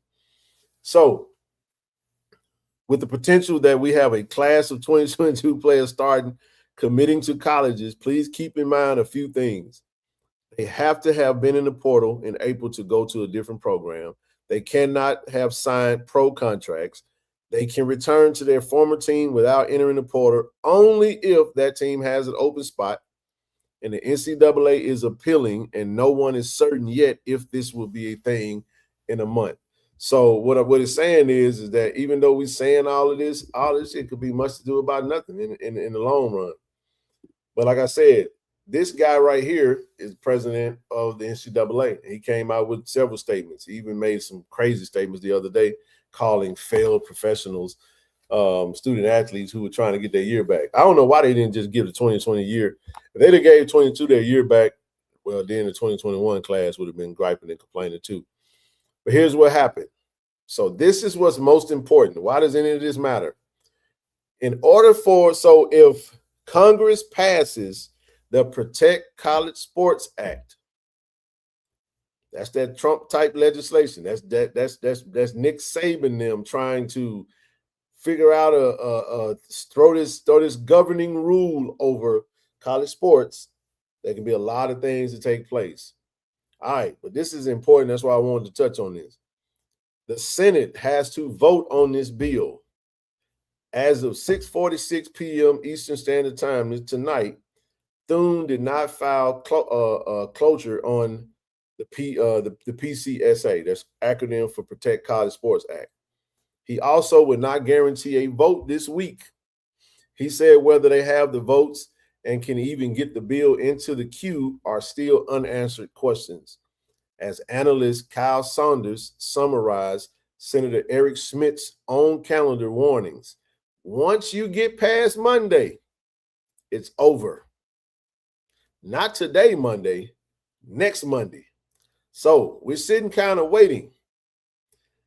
If they don't pass this act and it don't go into legislature or whatever, he can't write it in. It's curtains.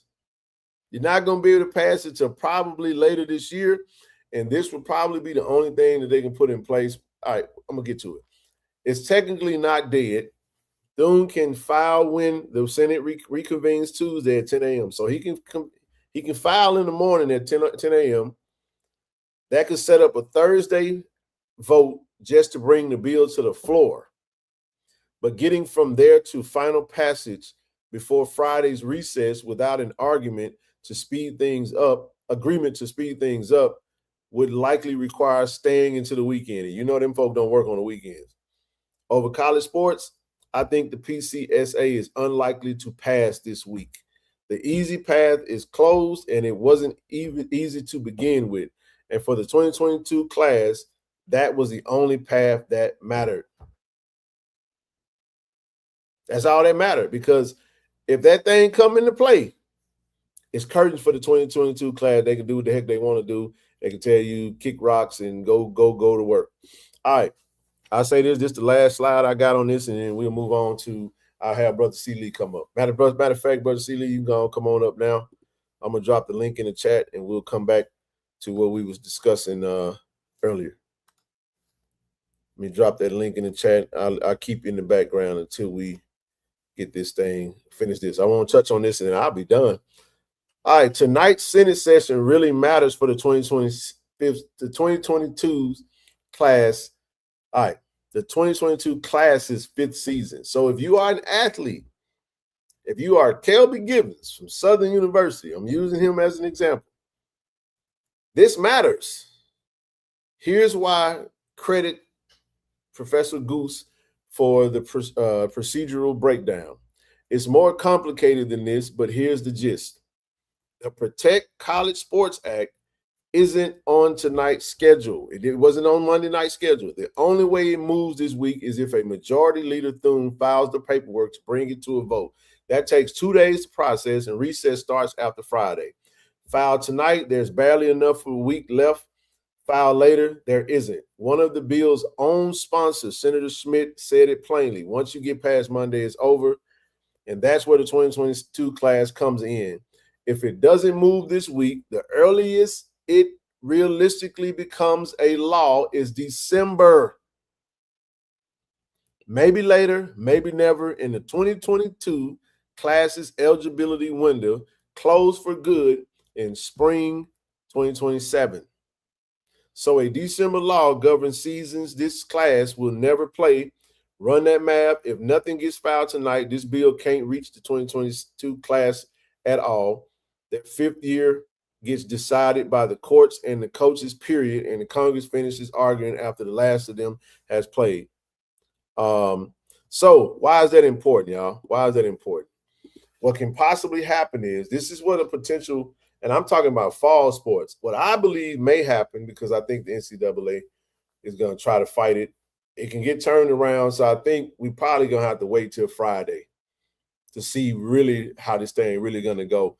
Blue, if you got anything you want to add from what I know there's been several conversations that you had, feel free to chime in, brother. But from everything that I gathered, it is a potential that the football, soccer, volleyball, who else play? Basketball, non-conference time, and there's some other stuff, because I don't think the schools can be penalized for signing any of these players if they become ineligible at a later time. What could possibly happen is you may have some athletes that start the season. If they play in football, they may be able to play the whole football season. That's very important. That's very important. From my understanding, said Congress priorities are truly skewed if this bill has any prominence this season. Healthcare, housing. I know, that's right. But when you got the president chirping and saying what he's saying, what would be easier is they just go and give them their year back, because the lawsuits are not going to stop. I get it, because what they're trying to do is apply professionalism to amateurism. Their business model is an amateuristic. It's a amateuristic business model, and they threw money in the equation. And now, because of this money, these athletes, you should fight it. If there's a potential for you to make life-changing money for one more season, come on, man. If I was making $250,000, $300,000, and I get pushed out the door and I can get another $250 possibly. I mean, it may not be no money, but if I can get a chance to go play again, I may have a potential to go pro. It may be a weak draft class. Your position could have been loaded in 2026. Maybe that position group is not so loaded in 2027. But if I get to go back to college, I could probably do it all over again. So there's a lot to be told. I'm not finna go high level with it. What I'm going is our level. Our level is very simple. There are SWAC schools that have seniors that played 4 seasons. If you don't know what I'm talking about, here's an example. Say, for instance, JUCO guys. You got a kid that left high school. He played 2 years of JUCO. He went to a SWAC school, played 2 years, or he went to another school and then went to a SWAC school. The goal was he graduated high school in class of 2022. He played football all 4 years. She played volleyball all 4 years, never redshirted. She is eligible to come back to school to play a 5th season of volleyball. That young football player is eligible to come back to school as we speak. It's still not permanent yet. So although it's doable, it's possible, you still have to watch the rules. So if you're one of these athletes, pay close attention to it. And if you just dead set on coming back, sue. That's what everybody else do. I hope that makes sense for you guys. I'm going to keep watching it. I'll maybe have some updates on Wednesday. And Blue, if you're available, you want to hop up for a little bit on Wednesday, feel free to come up, man, because this is so interesting to me because all I'm going to say is it would be pretty cool if Jackson State could bring back some of the players that it lost last year with this team. That'd be pretty cool. Not sure if we'll do it. I don't know.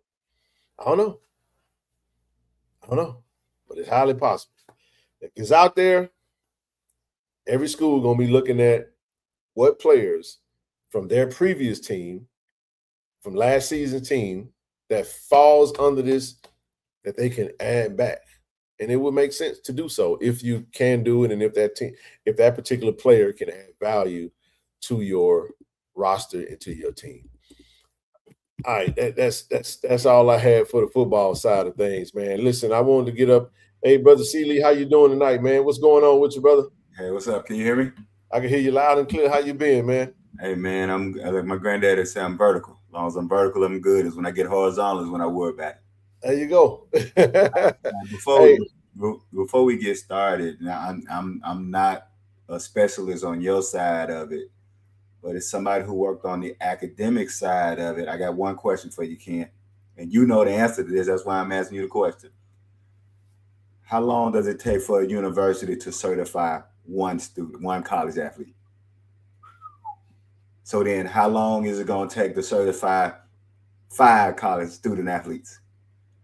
How long will it take to certify 10? So if you're talking about the appeal to this, you're talking about this going into August or whatever. Yeah. Then you're asking certain colleges who have problems already certifying their students. Facts. So I think that's the other issue that a lot of people are not anticipating is you don't just certify. I would argue, and you on the other end of this without getting into the weeds and the specifics, of all of this, no matter where you fall politically, the most difficult part of this is asking universities to certify these young student athletes to be ready to play ball in a quicker than normal manner. And you talk about chaos ensuing, and what you're looking at is, and then all of a sudden, next summer, next May, schools getting violations because they maybe didn't certify somebody properly, they didn't dot the I's, they didn't cross the T's. There you go. They have to register. And so they have to enroll. Yes. Have to be accepted. You have to pay. Yep. Get certified, get situated. Somebody has to check that transcript. Yep. And you walk over there with 10, 20 students, however many is a school. what you are running the risk is next spring, next summer, taking some kind of academic violations hit because you didn't do everything you did. So that was the only part I just wanted to throw out there is that what I think all of this does is it really makes it clear that a lot of these people are not they've never really thought about academics, but I'll just throw that out there that I guarantee you, if this happens, My question is the number of schools that on the back end going to be hit with academic violations or certification violations. Hey, it's so many different variables every single day when you're looking at this stuff. My timeline, I'll be on Twitter just soaking up info because I'm just the algorithm stuff. No, Ruffin is Deshaun Ruffin is a class of 2021. Remember, he got hurt in 2021 playing for Ole Miss, the 2021 season. When he committed to Ole Miss, that's when he first got injured. So no, he's not. But he's also a part of that 2021 kerfuffle, that little bit of that one class that gets screwed is class of 2021 in all of this, because class of 2021 had to deal with the 5-year extra years COVID kids, and they got squished right in the middle. So if 2022 gets this injunction relief, they get a 5th year. Everyone prior to them get a 5th year except them. So guess what may happen? You may have a group of 2021 kids come back saying, well, if y'all retroactively gave 2022 a year back, why can't you retroactively give us our year back? And then somebody's going to eventually have to take it on the chin. I don't know what's going to come of it, but I thought it's very interesting because this is something that's happening right now. For fall sports, you got soccer that's already preparing for games that's getting to get kicked off. You got football that's in fall camp. Again, school starts next Monday. You know what I mean? So it would have to be something that made a lot of sense, and it would have to make sense. There may be some of these kids that may still be in school. Some of them may be pursuing post-bachelor degrees and stuff like that. You never know. It could be. So it could be smooth transition for some and tough for others. Depends on the circumstance. And I'll give you an update on Wednesday what happens, man, and what's out there. I ain't going to go through the whole shebang that I just did, but it'll be enough to wet the palate on where we are, because if it becomes a non-factor, now if it stays in play, we're going to have a very, very serious conversation about who might be returning to the SWAC, who won't be. Who, you get what I'm saying? It changes the game, right? It changes the game. I use Kelby Givens as an example because he was the SWAC Defensive Player of the Year. He was at Southern. I was happy that he was finally leaving because he's just that good now, you know. But Southern probably happy as all get out if they can get that young man back, because I think that young man, and obviously most of these kids wouldn't have thought, let me enter the portal just in case I get an extra year. It was nothing like that. So interesting stuff. But hey, man, I got about 12 minutes, and then we're gonna get up out of here because I have to travel early in the morning. So I'm gonna have to get up off this thing so I can get rolling. But I did want to bring you up because you gave me a call. Do we have potential returns? I don't know. The answer hold on, Brother C. Lee, before you say anything, I forgot to get my my Jack State football camp update. It's gonna be quick. No, go ahead. I want to hear that too.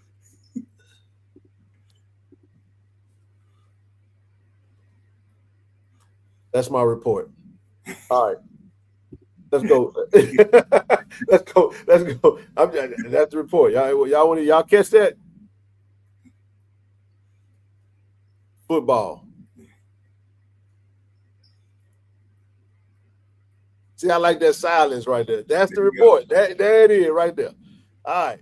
Back to what we were finna talk about. There you go.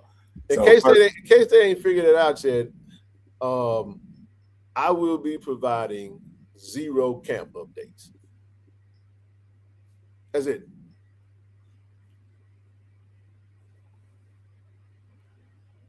One second. I just want to say I saw Brother George and Brother Bishop showing me some Clarksdale love. I always got to give some love to my Clarksdale people. So appreciate you, Brother Bishop, for that Clarksdale love. And of course, Brother George, always good to see you. Okay, good deal. Okay, that was about something else. Sorry. Okay, so yeah, I mean, you know, but yeah, you gave me a call. I wanted to. We started the show honoring Brother Levi Wyatt. You know, I won't try to speak for you, but just your thoughts, and I know you've had the pleasure of speaking to the team, and Yeah, this one was so. I'm gonna start with two things, and then I'll work my way back. I'm sure. Have you heard the statement? Either go with your first mind or follow your first mind. yeah, That's one of my wife's favorite statements. I'm gonna come back to that, but I want everybody. That's what I want is my wife. Her favorite statements is follow your first mind. Always follow your first mind. I'm going to couple that with whenever I'm traveling around, lecturing or whatever, I started saying this statement. And the statement is, I always tell people, tell the people that you love them. Hug the people that you love. Hug the people that you love and tell the people that you love them, right? My point is, you're not guaranteed to tell somebody you love them tomorrow. That's right. So if you love somebody today, tell them you love them today. Now, here's why those two things relate. As you said, I've been blessed, man. Coach O and you, both of you guys got together, and I've been blessed to speak to the team now, 2024, 2025. I'm gonna be going back Friday to speak to them, and I give the Jackson State history. I give the full Jackson State history.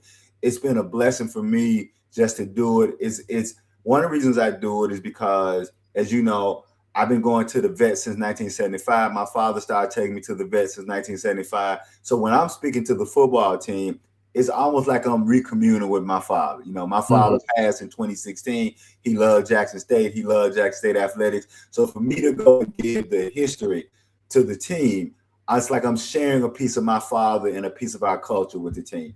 Yes, what sir. has been a pleasant surprise, Ken, is how much the players love it. You know, it's how much they really enjoy learning about the history, learning about the struggle, all of that. And so what happens is when I'm out and about, as you run into the players, and they are generally happy to see me. And I'm almost kind of like, hey, I'm just a nerd that come gives the JSU history. But I think we take for granted that young people really want to be taught, right? We think that young people don't want to know their history. You think young people don't want to know all that. And so they have, over the past 2.5 years, really let me know that they enjoy it. So why is this relevant? Back in and I'm trying to get, whether it was April or May, I was leaving, my granddaughter had her first little dance recital. And so my wife had ordered some wings, Wingstop. I run in the Wingstop to go pick it up. And I'm sitting there and I hear somebody say, "My guy." And I turn around and it's young brother Levi WYATT. And he was just beaming. And we had just the greatest conversation for about 20 minutes, right? He waiting on his order, I'm waiting on mine. And it's basically teacher-student conversation. I'm asking him, what are you doing? What do you want to do? What are you thinking about doing? I'm always, when I meet a young, particularly a former student or someone I've lectured to, that's my mode, right? I'm always trying to pour in, to give whatever little insight I have to professional development. And so we had a great conversation, about maybe 20, 30 minutes, right? And I gave him my email because, as you know, Ken, I don't text and I'm not on social media. But I have to learn that these young folks, they just don't email like that. Right. And that's going to be relevant in a moment. So I gave him my email because he had some folks in the car waiting on him. He really wanted to talk. But, look, Ken, I ain't too old and I don't understand. Go be young. I'm like, you talk to the old person, go hang out with your boys.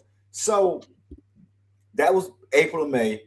And we had a conversation, Ken. It was a great conversation. He was telling me everything that he can do. I always tell young people, yeah, but tell me what you want to do.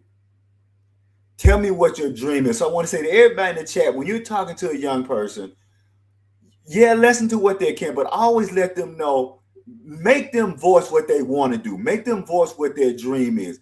And so because I didn't get a chance to do it because it was such a quick, exchange, about 3 months ago, it popped in my head. I said, I talked to young brother WYATT. He told me everything that he can do. I didn't get him to voice what he wanted to do. And Ken, for 3 months, once a week, he would visually be in my head, and I would say to myself, because I get up every morning at 5 and I exercise. I get up every morning at 5 a.m. And I exercise.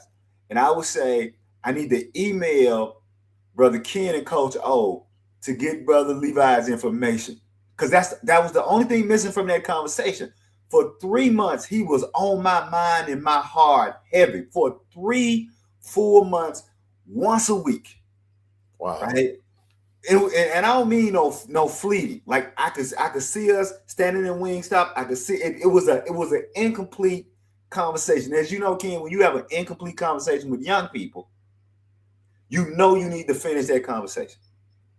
And for 3 months, I kept telling myself, I need to email Ken and Coach O, get young brother Levi's information, because whatever for reason I got that word on my head and my heart, I got to give it to him. Then a couple of days ago, I got the message that I wasn't going to get a chance to give him that word. And I thought about it, and I had to call you and tell you, and it was just, I didn't follow my own, what did my wife say? Follow your first mind. And I'm not, Ken, I'm not a really big religious and spiritual person. So I'm trying to wrestle with this, what this means. What does it mean that young man was on my mind for 3 months? What does it mean that vividly, once a week, something was telling me, contact Ken and Coach O so you can get his young man his word? And so I'm only coming, when you say come up, to tell people in the chat, whoever watches this, follow your first mind. Tell the people that you love them. Hug the people that you love. Because don't do what I did and put it off for 3 months, and now I'll never get a chance to do it. And again, now I'm left to kind of make meaning of it. We all got to, whenever, particularly for a young person, we have to make meaning of it. But it was just, so that was just, I just called you to share that with you. And so I just tell people, I just say, look, we know tomorrow isn't promised, but it's so easy to get fooled, and tomorrow is promised. It's again, not a very religious or spiritual person, but I will use this. I heard somebody say that one of the greatest tricks the devil has is telling you do it tomorrow. That one of the greatest tricks the devil has, he'll tell you, yes, God is everything you want. God is everything you need.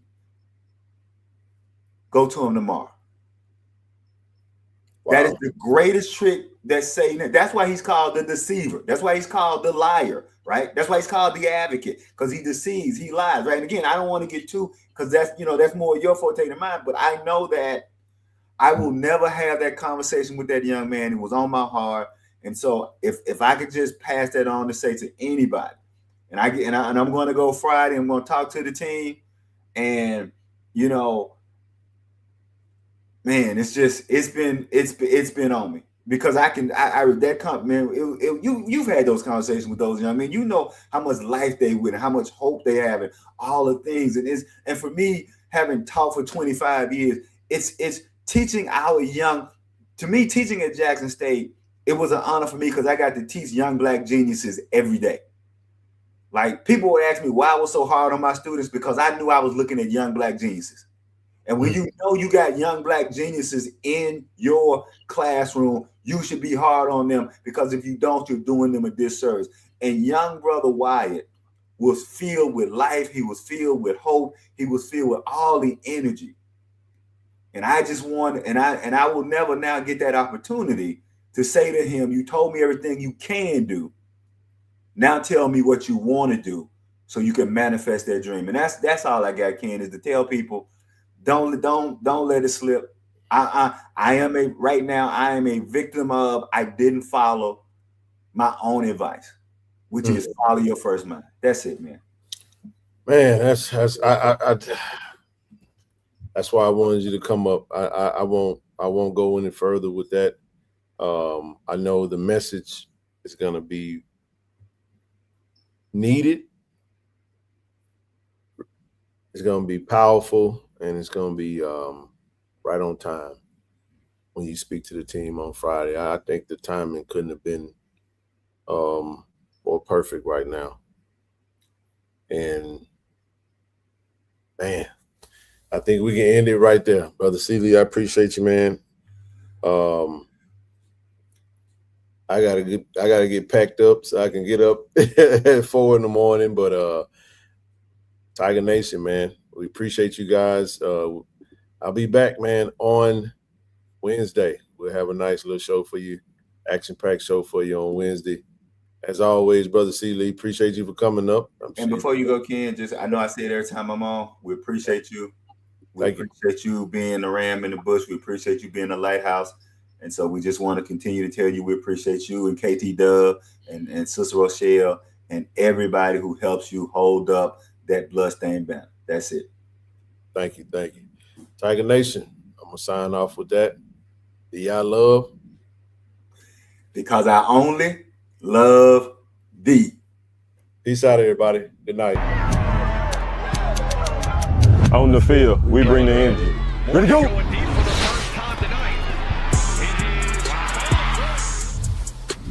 Off the field, I build my brand. At Jackson State, we make it happen. State said one story, my brand tells another. This is Jackson State. This is family. This is the KC-1400 Collective. Tiger Nation, we need each of you to join the movement. Be the team behind the team. Support our NIL collective. Get signed up today.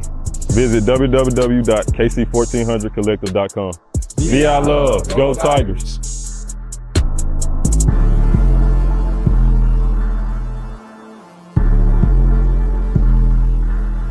Hey, this True Thompson. True, you gotta get word for Tiger Nation, man. I love y'all. Tiger Nation. Do y'all love? Go Tigers, baby. Appreciate you.